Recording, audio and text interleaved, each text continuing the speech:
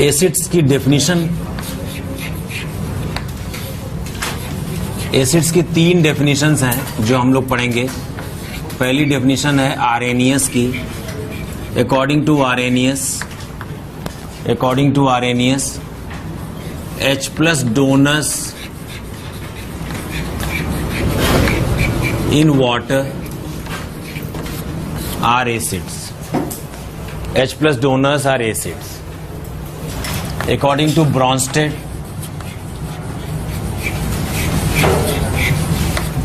And Lowry 2 लोग हैं। Bronsted ने का कहना है कि proton donors, proton is nothing but H+, proton donors are acids. और ब्रॉन्स्टेड ने सॉल्वेंट की कोई कंडीशन नहीं लगाई। आर्रेनियस ने कहा वाटर में H+ दे वो एसिड है, ब्रॉन्स्टेड ने कहा भाई प्रोटॉन जो दे दे वो एसिड है। आपको पता है कि हाइड्रोजन एक सिंपलेस्ट केमिकल सिस्टम है। हाइड्रोजन के न्यूक्लियस में एक प्रोटॉन है और बाहर शेल में एक इलेक्ट्रॉन है। अगर आपने इस इलेक्ट्रॉन को बाहर कर दिया तो जो बचा वो क्या है? H+ जो है वो क्या है? प्रोटॉन है। Hydrogen is the simplest chemical system which is not having neutron in the nucleus. So H+ is nothing but A particle which is proton. तो प्रोटॉन डोनर्स आर एसिड्स। और ब्रॉन्स्टेड ने solvent का भी कोई compulsion नहीं लगाया जैसे कि आर्रेनियस ने लगाया था। ठीक है ना। तीसरा जो अभी तक का मॉडर्न डेफिनेशन कहा जाता है, electron pair acceptors are acids.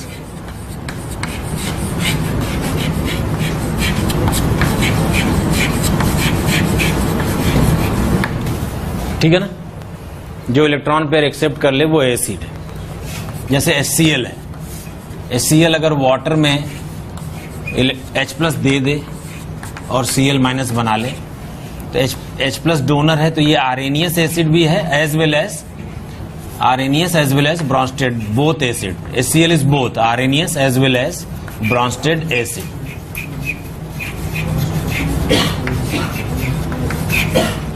So HCl is both Arrhenius as well as Bronsted acid. Arrhenius ने कहा H+ जो वाटर में प्रोवाइड करे, ब्रॉन्स्टेड ने कहा जो भी H+ दे सके वो सब एसिड है। ठीक है ना।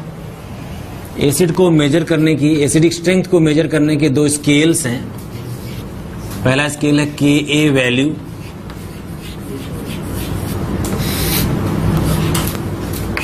If Ka is more, acidic strength will be मोर।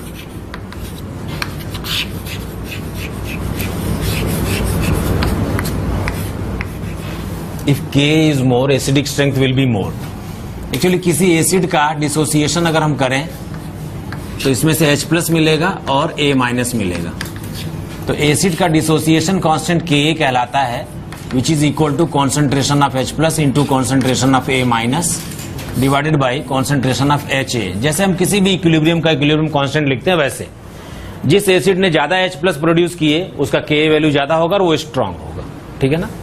दूसरा स्केल है जिससे हम मेजरमेंट करते हैं, वो है pKa वैल्यू। pKa वैल्यू क्या है? pKa and Ka are inversely related. pKa is equal to -log K।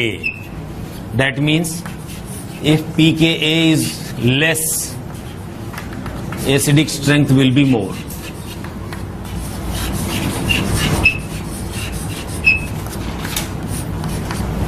If pKa is less, acidic strength will be more. If Ka is more, acidic strength will be more. ये 2 scales हैं जिस पर हम acid की strength की measurement करते हैं। ठीक है ना। हमारे सिलेबस में हमें 2 एसिड्स में कंपैरिजन करना है कि कौन ज्यादा स्ट्रांग है और कौन कम स्ट्रांग है या वीक है। या 4 हुए तो हम उसकी एक ऑर्डर बना देंगे कि स्ट्रांग से लेके वीकर की ओर एक ऑर्डर बना देंगे। ठीक है ना। तो कई तरीके हैं, दो एसिड्स की एसिडिक स्ट्रेंथ को कंपेयर करने के कई तरीके हैं। एक तो तरीका ये है कि आप दोनों ही एसिड में हाथ डाल दें, जो ज्यादा जलाएगा वो ज्यादा, वो एक प्रैक्टिकल तरीका नहीं है। हम लोग लॉजिक से काम करेंगे। लेकिन अगर लॉजिक भी काम नहीं आए तो फिर हम लेबोरेटरी में जाके Ka वैल्यू का कैलकुलेशन कर सकते हैं। वो भी करने की जरूरत नहीं है। मर्क नाम की एक इंडेक्स, मर्क इंडेक्स करके, मर्क नाम की एक कंपनी, उसने एक इंडेक्स बनाया, बाकायदा एक बुक छाप दी है, हजारों कंपाउंड्स के Ka value, pKa value, Kb value, boiling point, melting point, सारे फिजिकल पैरामीटर उन्होंने लिस्टिंग कर दी है। तो आपको तो केवल अल्फाबेटिक ऑर्डर से अपने कंपाउंड का नाम देख के उसकी डिटेलिंग देख लेनी है। ठीक है ना। तो उससे पता लग जाएगा। जब कोई भी लॉजिक काम नहीं आएगा तो 2 एसिड की एसिडिक स्ट्रेंथ का कंपैरिजन करने के लिए हमें Ka वैल्यू की जरूरत पड़ेगी। लेकिन Ka वैल्यू के नॉलेज से या Ka वैल्यू के याद रहने से क्वेश्चन करना हो, ऐसे क्वेश्चंस कम आते हैं। ज्यादातर क्वेश्चन आते हैं जिसमें आपको लॉजिक से काम करना होता है, ठीक है ना। बात समझ में आ गई। तो मैं एक काम करूंगा, आपको कुछ एसिड्स की के वैल्यू रैंडमली यहां नोट करवा दूंगा, जिसको आप याद नहीं रखेंगे, ठीक है। बस आप ट्रेंड याद रखेंगे कि भाई जनरली किसकी के वैल्यू, पीके वैल्यू कम होती है। जिसकी पीके वैल्यू कम होगी उसकी एसिडिक्शन ज्यादा होगी। तो बस आपको ट्रेंड याद रखना है कि जनरली कौन ज्यादा स्ट्रॉन्गर है, जनरली कौन वीक है, वाटर से वीक कौन है, वाटर से स्ट्रांग कौन है। ये ट्रेंड याद रखना, वैल्यू याद रखने की जरूरत नहीं। याद रह जाए तो और अच्छी बात है। नोट करो पीके वैल्यू। अपने को पता है कि if PK is less, acidic strength will be मोर।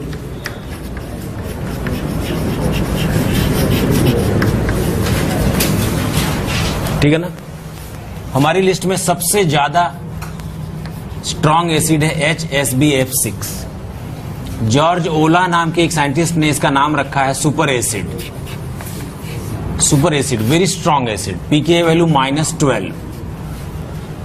जिसकी पीके वैल्यू कम होती है उसकी एसिडिक्शन ज्यादा होती है, और पीके वैल्यू कम होते होते नेगेटिव भी हो जाती है। H2SO4 जिसको हम बहुत स्ट्रॉन्ग एसिड मानते हैं, उसकी पीके वैल्यू है -10। HI is fairly strong, -9। HCl is -7, H3O plus is -1.8, benzene sulphonic acid, ये एक ऑर्गेनिक एसिड है, -6.5। ऑर्गेनिक एसिड्स में सबसे ज्यादा स्ट्रॉन्ग यही एसिड है, ठीक है ना। Sulphonic acids are strongest among organic acids, otherwise mineral acids are very strong, ठीक है ना। उसके अलावा एक फॉर्मिक एसिड है जिसकी पीके वैल्यू है 3.7+, ठीक है ना। बेंजोइक एसिड की पीके वैल्यू है 4.2। एसिटिक एसिड की पीके वैल्यू है 4.7।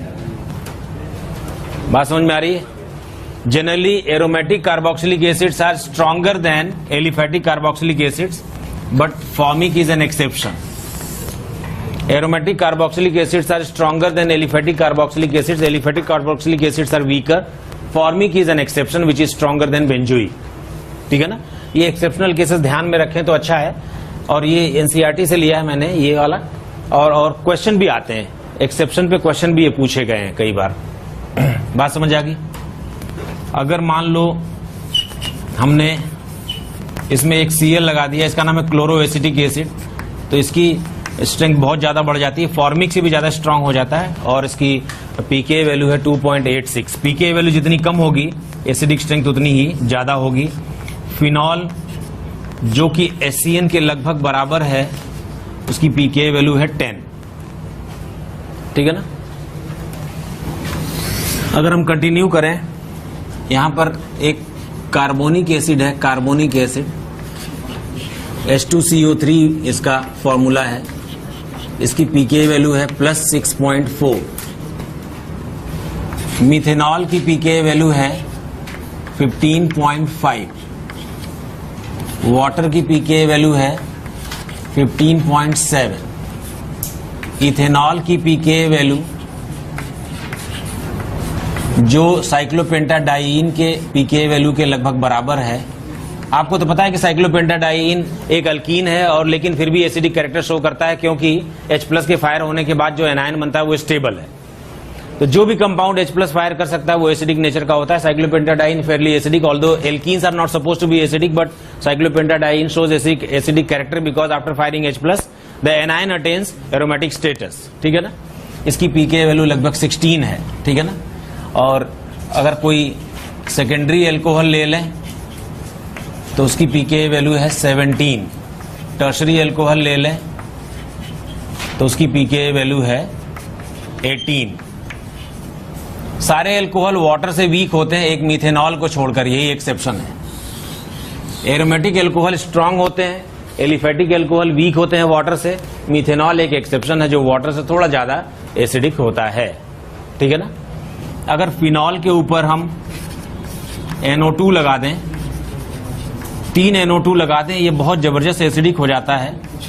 नाम है पिक्रिक एसिड, नाम है पिक्रिक एसिड, और इसकी पीके वैल्यू है 0.71, ठीक है ना। और अगर बेंजोइक एसिड के ऊपर 3 नाइट्रो लगा दें तो इसकी एसिडिक्शन बहुत ज्यादा बढ़ जाती है। इसका नाम है 2,4,6 ट्राई नाइट्रो बेंजोइक एसिड और इसकी पीके वैल्यू है 0.65। पिक्रिक एसिड एक फिनॉल है, फिनॉल्स उतने ज्यादा एसिडिक नहीं माने जाते, लेकिन 3 नाइट्रो ग्रुप्स की प्रेजेंस में इसकी एसिडिक्शन बहुत ज्यादा बढ़ जाती है। ये दोनों वैल्यू फिनार नाम की एक बुक है, वहां से निकाला है, ठीक है ना, IL फिनार वॉल्यूम 1। ये है पेज नंबर 771 पर, ये है 702 पर, ठीक है।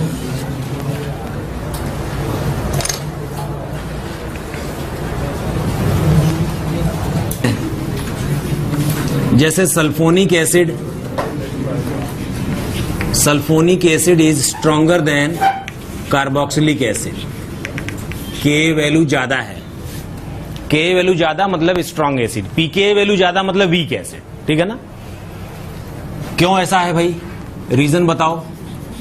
रीजन ये है, हम लोगों का एक ही फंडा होगा क्या, अगर कोई एसिड H+ फायर करके साथ में एक एनायन बनाता है तो उस एनायन की स्टेबिलिटी पर एसिडिक स्ट्रेंथ डिपेंड करती है। बात समझ में आ रही है, बात समझ में आ रही है क्या। Strong acid forms stable anion, यही नारा है, strong acid forms stable anion.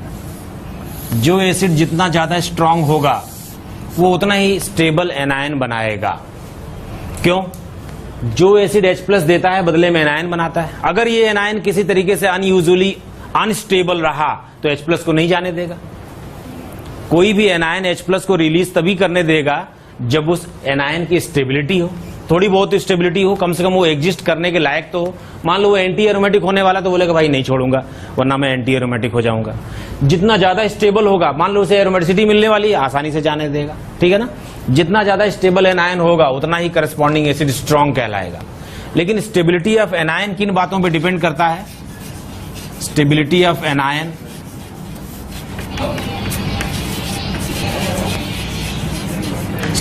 Anion depends on 2-3 बातों पर स्टेबिलिटी ऑफ एनायन डिपेंड करता है। पहला, इलेक्ट्रोनिगेटिविटी। इलेक्ट्रोनिगेटिविटी किसकी, जिस एटम ने, जिस एलिमेंट ने नेगेटिव चार्ज रखा हुआ है, ठीक है ना। तो if electronegativity is more stability of anion will be more.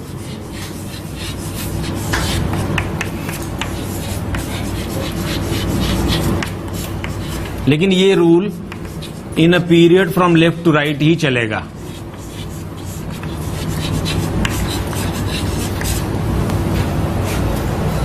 ठीक है ना। जरा इसमें एक एग्जांपल देख लेते हैं। मीथेन, अमोनिया, वाटर और HF, ये 4 एसिड्स हैं, इनकी एसिडिक्शन का ऑर्डर बताना है। सभी में से H+ निकाल दो। अगर इसमें से H+ निकाला तो कार्बन पर नेगेटिव, इसमें से H+ निकाला तो नाइट्रोजन पर नेगेटिव, इसमें से H+ निकाला तो ऑक्सीजन पर, और इसमें से निकाला तो F पर। क्या ये कार्बन, नाइट्रोजन, ऑक्सीजन और फ्लोरीन एक ही पीरियड के एलिमेंट है left to right? Left to right electronegativity क्या होती है, बढ़ जाती है। तो क्या ये ज्यादा स्टेबल निकलेगा? अगर ये ज्यादा स्टेबल निकलेगा तो इसका करस्पॉन्डिंग एसिड ज्यादा स्ट्रांग होगा। तो जरा के वैल्यू का ऑर्डर बताओ। HF सबसे ज्यादा, बोलो, फिर H2O, फिर अमोनिया और फिर मीथेन। इन दोनों में भी देख लो, अगर आपने इसमें से H+ फायर करवाया सल्फोनिक एसिड में से, तो जो सल्फोनेट एनायन बनेगा इसमें रेजोनेंस होगा बेटे। क्यों? तो रेजोनेंस करके कितने RS बनेंगे बोलो? Will there be 3 equal RS? जरा देख लो।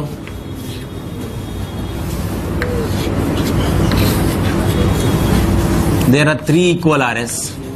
मुझे बस ये बताना है कि इन दोनों एनायंस में से ज्यादा स्टेबल कौन होगा। यहां 3 इक्वल RS होगा, अगर आपने कार्बोक्सिलिक एसिड से H+ फायर करवाया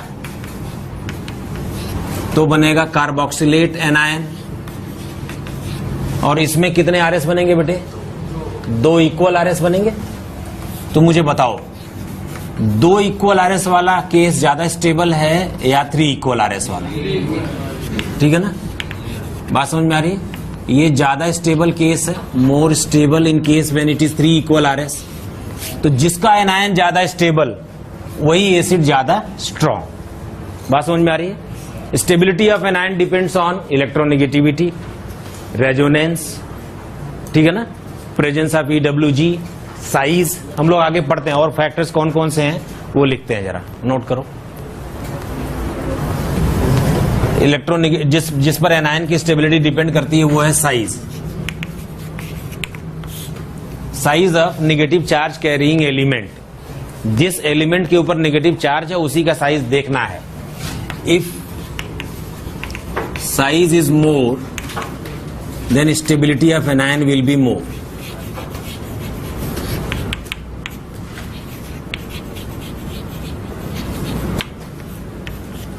But this method, this rule is applied in a group from top to bottom. This method is applicable in group from top to bottom. बात समझ में आ रही है? ये मेथड केवल ग्रुप में टॉप टू बॉटम ही एप्लीकेबल है। समझ में आ गई बात? एग्जाम्पल के लिए देख लो, मान लो हमने ले लिया HF, HCl, HBr और HI। इन सब में से H+ निकालो। H+ निकालोगे तो क्या एनायंस बनेंगे बोलो बेटा? F-, Cl-, Br- और I-। क्या एक ही ग्रुप के एलिमेंट्स हैं? क्या ऊपर से नीचे आने पर इनकी साइज बढ़ती है? अगर साइज बढ़ेगी तो स्टेबिलिटी भी बढ़ेगी, तो K वैल्यू भी बढ़ जाएगी। ठीक है ना? बताओ मुझे H2O और H2S में कौन ज्यादा एसिडिक है? क्यों? साइज की वजह से। ये ग्रुप के मेंबर्स हैं, साइज की वजह से ऐसा हुआ है। बात समझ में आ गई?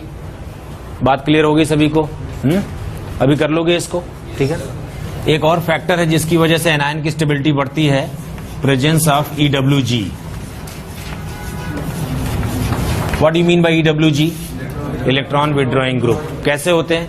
-M -I या केवल -I पर कंजुगेशन। ठीक है ना?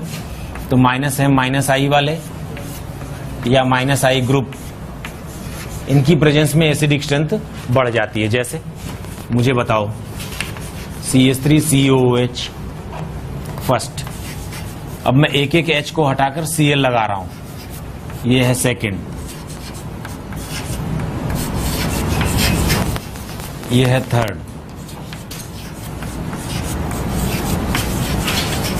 ये है फोर्थ। बोलो K वैल्यू सबसे ज्यादा किसकी होगी? फोर्थ की। क्या ये इंक्रीजिंग ऑर्डर है? क्यों? -I की वजह से। -I की प्रेजेंस में स्टेबिलिटी ऑफ एनायन बढ़ जाएगा, जिसकी वजह से एसिडिक स्ट्रेंथ बढ़ जाएगी।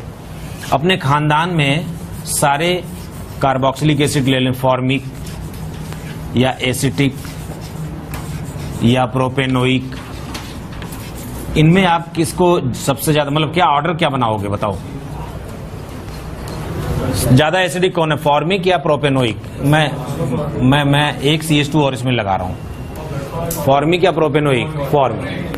अपने खानदान में कार्बोक्सिलिक एसिड के खानदान में फॉर्मिक सबसे ज्यादा, एलिफेटिक कार्बोक्सिलिक एसिड के खानदान में फॉर्मिक सबसे ज्यादा स्ट्रॉन्ग एसिड है, और बल्कि एक्सेप्शनली ये बेंजोइक से भी ज्यादा स्ट्रॉन्ग है, जबकि एरोमेटिक कार्बोक्सिलिक एसिड है stronger than aliphatic carboxylic acids. ठीक है ना?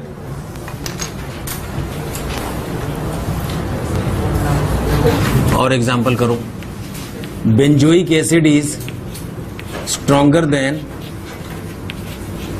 Acetic acid. लेकिन इसमें एक और खास बात है, formic acid is stronger than benzoic. ठीक है ना? ये एक एक्सेप्शन है, याद रखना पड़ेगा। pKa वैल्यू 3.7 और 4.2।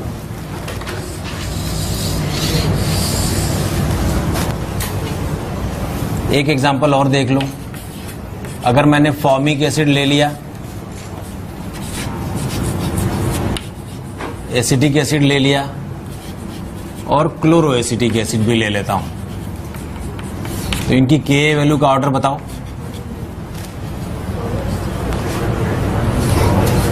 याद रखना ये Cl लगते ही इसकी पीके वैल्यू हो जाती है 2.86, इसकी पीके वैल्यू 4.7 है और इसकी पीके वैल्यू 3.7 है। बोलो सबसे ज्यादा थर्ड, फिर फर्स्ट, फिर सेकंड। यही नहीं, अगर ये 2 कार्बन और होते फिर Cl लगा देते ना, तो भी ये स्ट्रॉन्गर होता फॉर्मिक से। याद रखना पड़ेगा इसको, ठीक है ना। कोई कार्बोक्सिलिक एसिड फिनॉल से ज्यादा स्ट्रांग होता है, फिनॉल से ज्यादा स्ट्रांग होता है।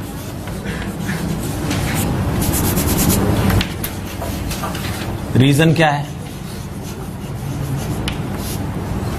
रीजन ये है कि जब कार्बोक्सिलिक एसिड ने H+ फायर किया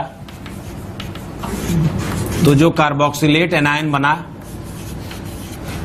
उसमें रेजोनेंस है और 2 इक्वल RS बनते हैं, ठीक है ना, 2 इक्वल RS। जबकि फिनॉल ने जब H+ फायर किया तो उसने बनाया फिनॉक्साइड आयन।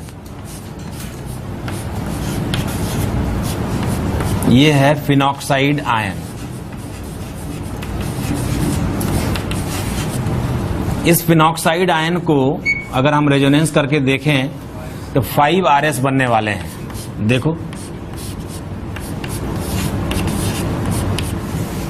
अगली बार जब रेजोनेंस होगा तो ये नेगेटिव चार्ज बॉन्ड बनाने के लिए आएगा और ये बॉन्ड नेगेटिव चार्ज बना लेगा।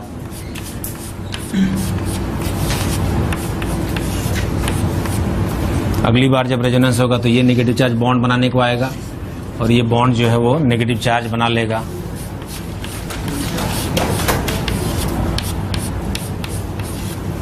और नेक्स्ट टाइम फिर इस तरह से एक फिनॉक्साइड आयन बन जाएगा।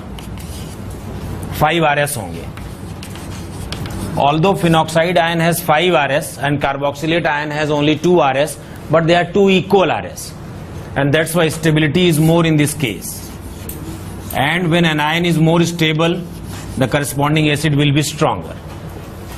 एक क्वेश्चन पूछा जाता है कई बार कि फिनॉक्साइड के 5 RS हैं, कार्बोक्सिलेट के 2 ही RS हैं, फिर भी कार्बोक्सिलिक एसिड फिनॉल से ज्यादा स्ट्रांग क्यों है? तो आप बता दोगे भाई 2 ही है तो क्या हुआ, लेकिन इक्वल RS है। क्या हम लोगों ने कभी बात की है कि इक्वल RS होने पर स्टेबिलिटी स्पेशली बहुत ज्यादा हो जाएगी? ठीक है ना। हम लोगों ने ऐसे लिखा है कि मोर RS मोर स्टेबिलिटी, और उसके तुरंत बाद ही लिखा है कि in case of equal RS stability specially very high and the previous rule will be discarded. ठीक है ना, नोट करो। जिसका आंसर हमने पहले लिख लिया, यही वाला आंसर है। लिखो ऑल्दो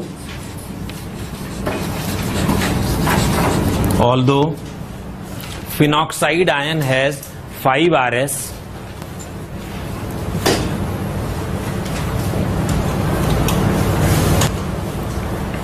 and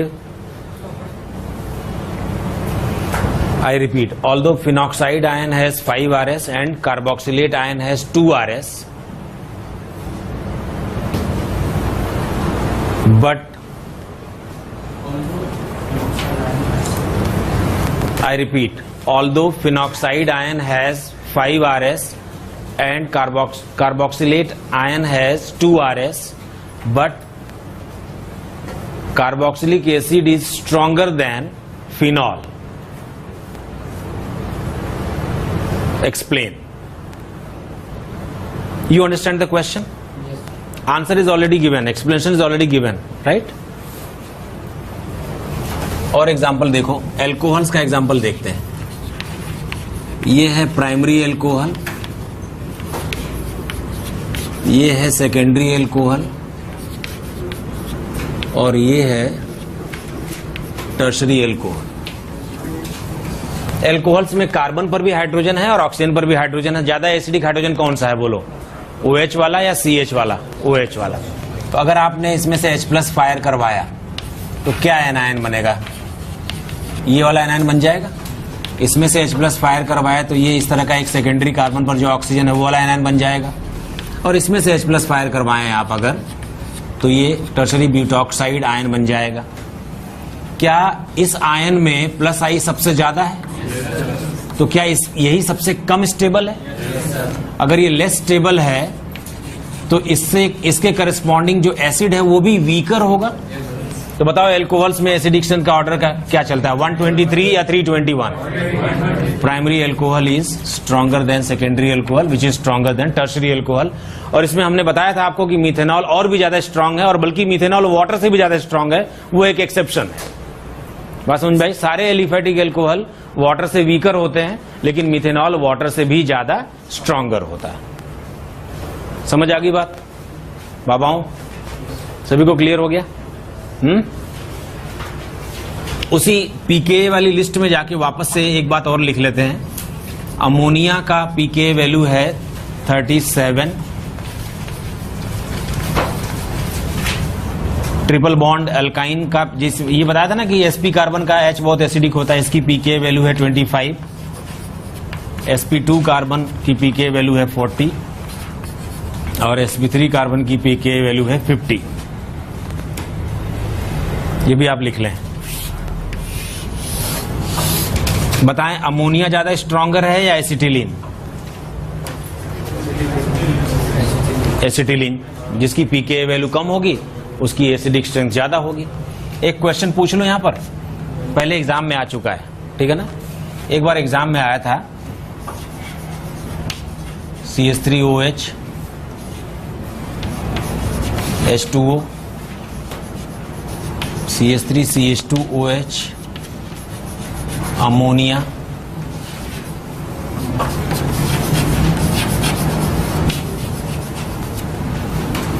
ये है first, second, third, fourth, fifth और सिक्स्थ। बताओ के वैल्यू सबसे ज्यादा किसकी होगी?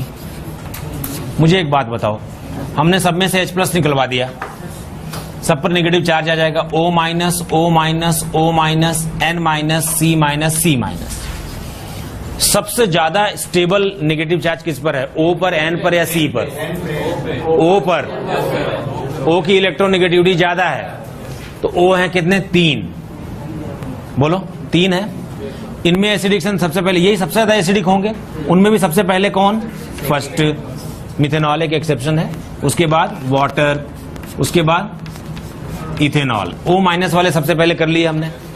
अब बताओ N- ज्यादा स्ट्रॉन्ग एसिड होगा, मतलब N- ज्यादा स्टेबल एनायन होगा या sp कार्बन का माइनस? क्या होता है? इलेक्ट्रोनिगेटिविटी की बात करें अगर, तो sp3 नाइट्रोजन की इलेक्ट्रोनिगेटिविटी ज्यादा है या sp कार्बन की इलेक्ट्रोनिगेटिविटी ज्यादा है? क्या ये एक एक्सेप्शन है? हम लोगों ने बात की है, पहले बात कर ली है। तो ज्यादा स्टेबल एनायन कौन बनाएगा, एसिटिलीन या अमोनिया? एसिटिलीन। तो क्या एसिटिलीन ज्यादा एसिडिक होगा? वैल्यू से भी पता लग रहा है, ठीक है ना? तो एसिटिलीन ज्यादा एसिडिक होगा, फिर अमोनिया होगा और एल्केन सबसे कम एसिडिक होगा। अगर किसी जगह पे ऑर्गेनिक कंपाउंड्स का बड़ा कलेक्शन हो और आपसे कहा जाए कि सबसे कम एसिडिक कंपाउंड कौन सा है, तो आप एल्केन बता दें। जो एल्केन वहां पर प्रेजेंट होगा वही सबसे कम एसिडिक कंपाउंड होगा, सबसे वीक एसिडिक वही होगा, ठीक है?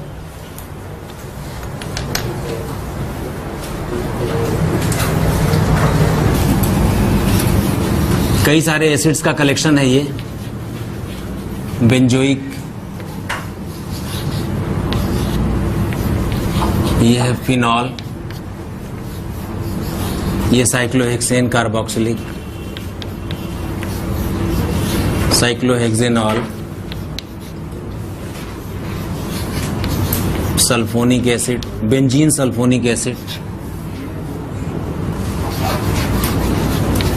CH3COOH, CH3SO3H,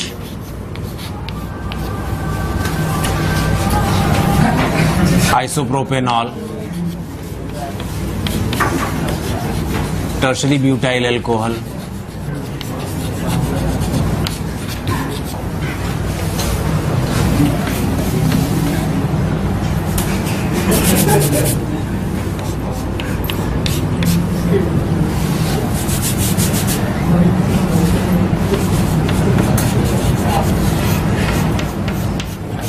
13, ये इथाइलिन है 14, ये इथेन है 15,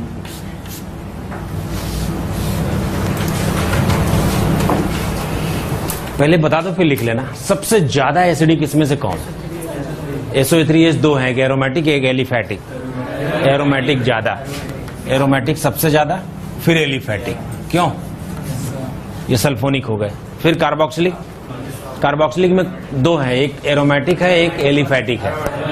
एरोमेटिक ज्यादा फिर एलिफैटिक कम। उसके बाद फिनॉल, फिनॉल है ना 2। 4 एक सेकेंडरी एल्कोहल है, 4 एक सेकेंडरी एल्कोहल है। क्यों? और जबकि ये प्राइमरी एल्कोहल्स हैं, तो प्राइमरी एल्कोहल सेकेंडरी से तो ज्यादा स्ट्रांग होते हैं ना, और उनमें भी ज्यादा वो वाटर से तो ज्यादा कौन होगा? यही एक एक्सेप्शन है। तो ये वाटर से ज्यादा हो जाएगा प्राइमरी, उसके बाद फिर वाटर खुद, क्यों बेटा? फिर दूसरा वाला प्राइमरी। अब ये सेकेंडरी दोनों इक्वल होंगे। क्यों? मतलब 4 और 11 दोनों इक्वल होंगे। 4 and 11 both are secondary alcohols. ठीक है ना? अब इसके बाद टर्शरी एल्कोहल। क्यों? फिर उसके बाद इनमें बोलो, ट्रिपल बॉन्ड, डबल बॉन्ड और सिंगल बॉन्ड में ट्रिपल बॉन्ड, फिर डबल बॉन्ड और फाइनली अल्केन। गड़बड़ हो गई क्या? 6 तो यही आएगा कार्बोक्सिलिक में, फर्स्ट के तुरंत बाद ही आएगा। 6 यहीं पर कर दूं क्या? प्लीज अलाउ में। ये 6 है। देखो ये सल्फोनिक है,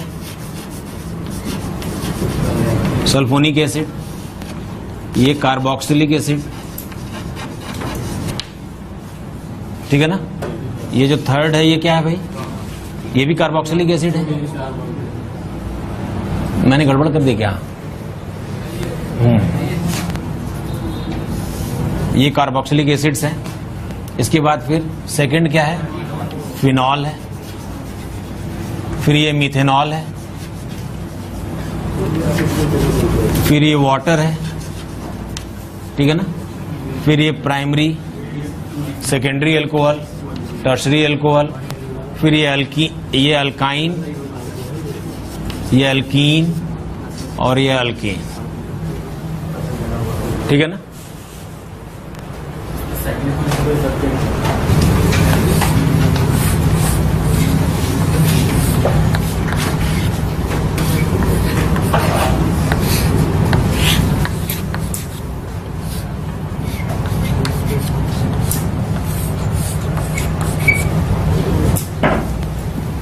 ये A, B, C, D 4 OH groups हैं।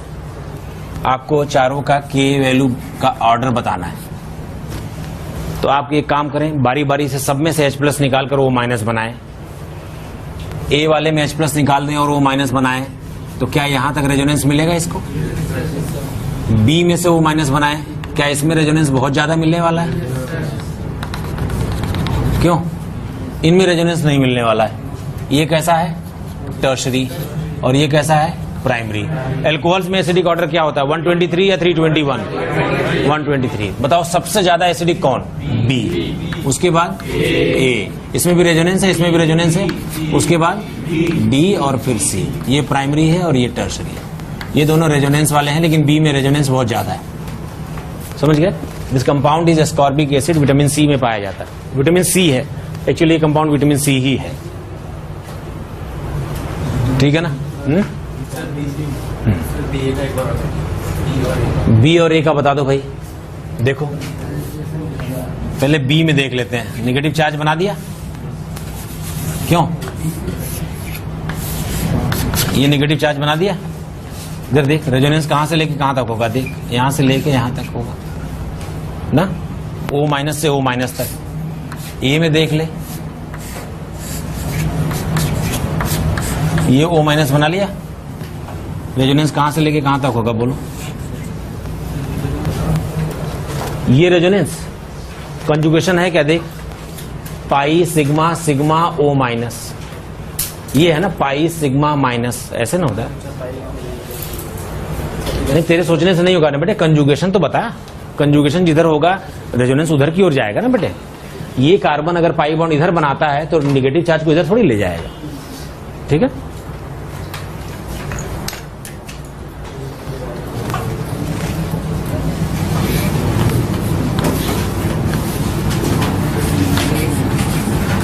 ये HA है और ये HB है। एसिडिक्शन का ऑर्डर बताओ, कौन सा H ज्यादा एसिडिक होगा, क्यों? क्योंकि अगर ये H निकलता है तो नेगेटिव चार्ज रेजोनेंस स्टेबलाइज्ड है और इसमें नहीं है, ठीक है ना। A is stronger then B, ठीक है।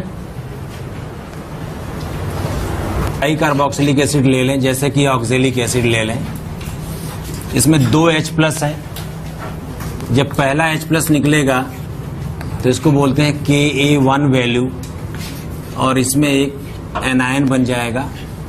और जब ये एनायन बनेगा तो पहले से प्रेजेंट COOH ग्रुप इसको -I की स्टेबिलिटी देगा, और बाद में फिर जब दूसरा H प्लस निकलेगा तो Ka2 वैल्यू आएगी, और ये वाला एनायन बनेगा, ये वाला, और तब पहले से प्रेजेंट COO माइनस ग्रुप इसको +I की अनस्टेबिलिटी दे रहा है। तो जरा बताओ Ka1 और Ka2 में कौन बड़ा है?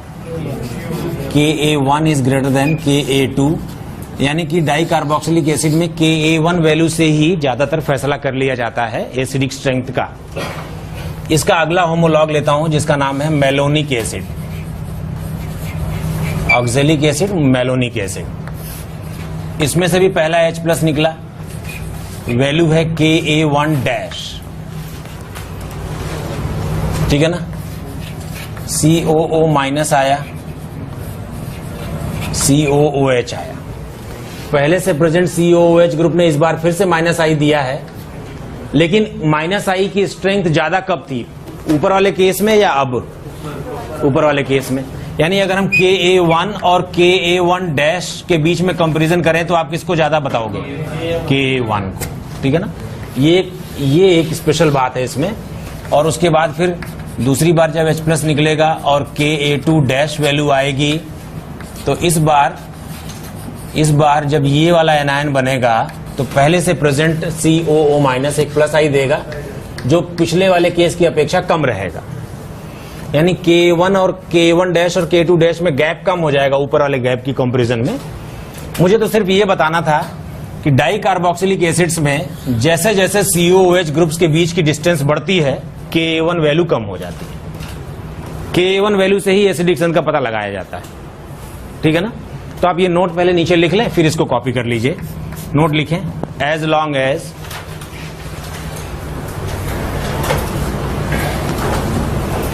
the distance between two COOH groups, TWO, as long as the distance between two COOH groups increases,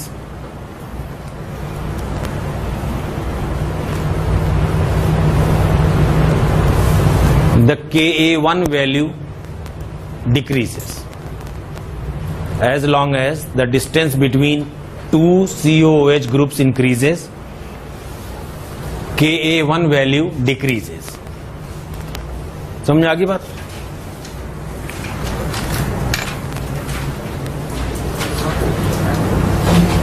di carboxylic acids हैं।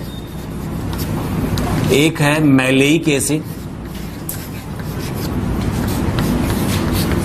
एक है मैलेइक एसिड सिस वाला, cis isomer is named as maleic acid, और इसी का ट्रांस आइसोमर जो है वो फ्यूमेरिक एसिड कहलाता है।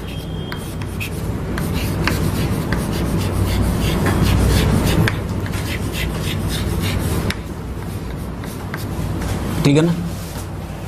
अगर इसमें हम एक H प्लस निकालें और Ka1 वैल्यू की बात करें तो जैसे ही एक H प्लस निकलता है, मान लो इसमें से निकला, तो COO माइनस बन जाता है, तो दूसरा वाला COOH ग्रुप इसको हाइड्रोजन बॉन्डिंग की स्टेबिलिटी देता है, H बॉन्ड स्टेबिलिटी। क्यों? तो क्या ये एनायन बहुत ज्यादा स्टेबल हो जाएगा? जिसको इंट्रामोलिकुलर हाइड्रोजन बॉन्डिंग की स्टेबिलिटी मिलेगी वो एनायन बहुत ज्यादा स्टेबल हो जाएगा। और इसमें किसी H बॉन्डिंग की स्टेबिलिटी का चांस है क्या? Ka1 डैश वैल्यू है ये, ठीक है ना। इसमें हाइड्रोजन बॉन्ड की स्टेबिलिटी का चांस क्यों नहीं है? बोलो बोलो। क्योंकि ये ट्रांस ओरिएंटेशन में है और COH बहुत दूर है। तो जरा मुझे बताओ, अगर Ka1 और Ka1 डैश की बात करें तो Ka1 क्या बड़ा होगा Ka1 डैश से? क्यों? यानी मैलेइक का Ka1 वैल्यू फ्यूमेरिक से ज्यादा है। Ka2 की बात करते हैं, फिर से H+ निकलने वाला है। इस बार जब H+ निकलेगा तो यहां एनायन बनेगा, क्यों? और इसमें से H+ निकलेगा तो Ka2 डैश, तो यहां एनायन बनने वाला है। दोनों में से कौन सा H+ का रिमूवल ज्यादा आसान है, मैलेइक वाले केस में या फ्यूमेरिक वाले केस में? इस बार यहां पर रिमूवल मुश्किल है क्योंकि जो हाइड्रोजन है वो हाइड्रोजन बॉन्ड का हिस्सा है। So hydrogen bonding after the firing of H+ makes the acid stronger, but hydrogen bonding before the removal of H+ makes the acid weaker. What do you से? जिस हाइड्रोजन को H+ की form में निकलना था, अगर वो H बॉन्डिंग का हिस्सा है तो उसका रिमूवल डिफिकल्ट हो जाएगा। बात समझ में आ रही है? So hydrogen bonding after the firing of H+ means acidic strength will increase, and hydrogen bonding before the removal of H+ means acidic strength will decrease. But hydrogen bonding before the removal of H+ is little less important, but this one is very important. I mean hydrogen bonding after firing of H+ is very important and hydrogen bonding before firing of H+ is less important. बात समझ में आ गई? तो hydrogen bonding होने से acidic strength बढ़ती है, लेकिन हमें देखना होगा कि हाइड्रोजन बॉन्डिंग कब हो रही है, क्या H+ के निकल जाने के बाद या H+ के निकल जाने से पहले। अगर H+ के निकल जाने के बाद हो रही है तो इसका मतलब एसिडिक स्ट्रेंथ क्या हो जाएगी? बढ़ जाएगी। और अगर H+ निकलने से पहले हो रही है और वही H+ जो निकलने वाला था वो हाइड्रोजन बॉन्डिंग का हिस्सा है तो क्या होगा? एसिडिक स्ट्रेंथ कम हो जाएगी। तो इस बार बताओ जरा, Ka2 डैश और Ka2 में कौन बड़ा हो जाएगा? Ka2 डैश बड़ा हो जाएगा। हालांकि Ka1 वैल्यू से ही कंपैरिजन किया जाता है, रियल कंपैरिजन। क्लियर होगी बात? सभी को बात समझ में आ गई? Will continue this next time aromatic acids.